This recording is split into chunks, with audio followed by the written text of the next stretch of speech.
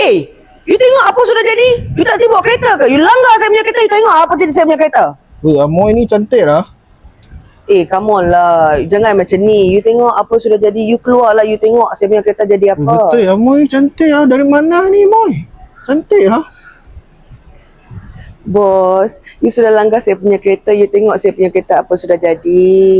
Tapi you cantik lah. Memang cantik. Wih, cantik gila lah Amoy ni. Tak apalah, saya call saya punya insurance lah. Cantik lah ni, ha? Cantik, betul. Yo. Hello.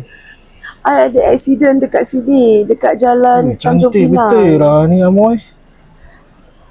Ha, teruk jugalah. Tapi macam mana kita nak claim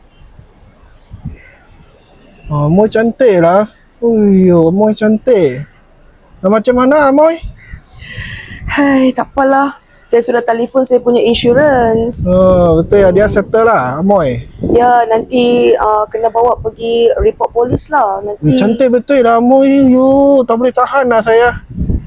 tak apalah, you ambil air ni lah. Kesian dekat you. Mesti you Amoy banyak cantik dan you hati bagus lah ni.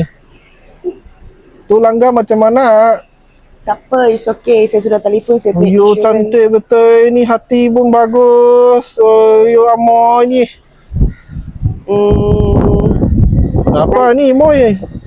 Nanti you follow saya lah. Dekat Follow saya apa? punya TikTok. Boleh. Jangan lupa tau, follow saya. Okey, boleh. Follow lah Ya, sekarang. Amoy cantik. Tengok follow apa. Cantik lah ni Moy.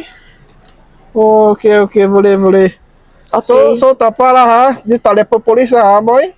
Tak apalah, saya settle saya punya insurance. Okey, thank you. Jangan lupa follow saya. Ya, Amoy cantik lah. Betul.